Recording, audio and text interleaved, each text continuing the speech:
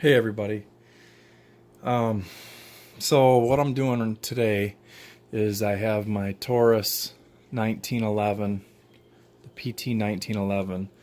I removed the security system from the hammer, and the way it works on these is you would stick your key in on the hammer and turn it, and then it would come out underneath here and lock the hammer and prevent it from doing this against the strut.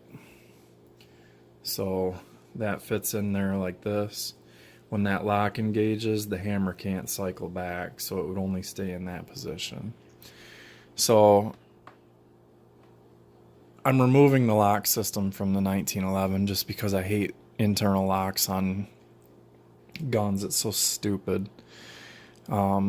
So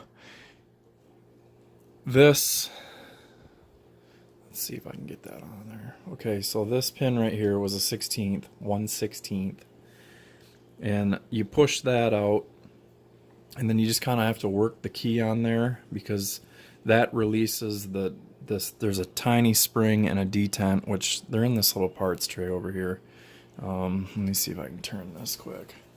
So they're in here, but basically once you push that pin out and then wiggle on that, I just took a set of these and grabbed the top of the lock system and just pulled it all free, and then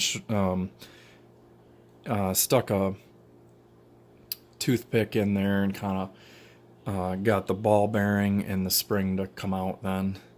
And then what I just did was use the Dremel, and this is one of those diamond rotary bits, and I went in and I roughed up the inside of that channel.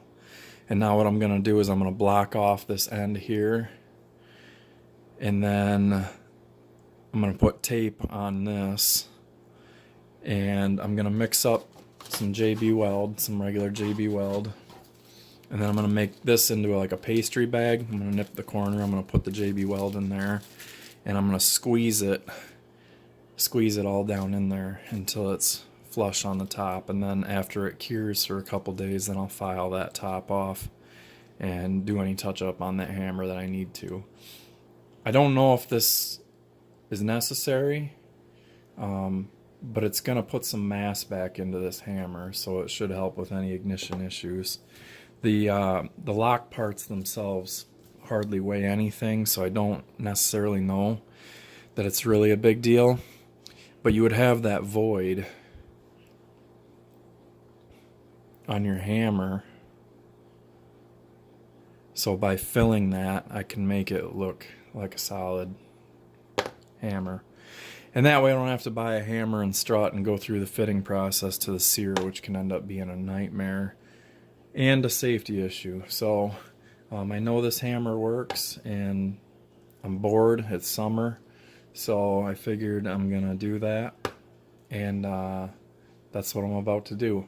So I'll post an update video. I do have one other thing coming for that 1911 that I'm gonna throw on there, and that's gonna require some modifications too. So stay tuned, and I will post an update vid on that one in the very near future. Okay, you guys shoot safe, and hope you're enjoying your summer so far.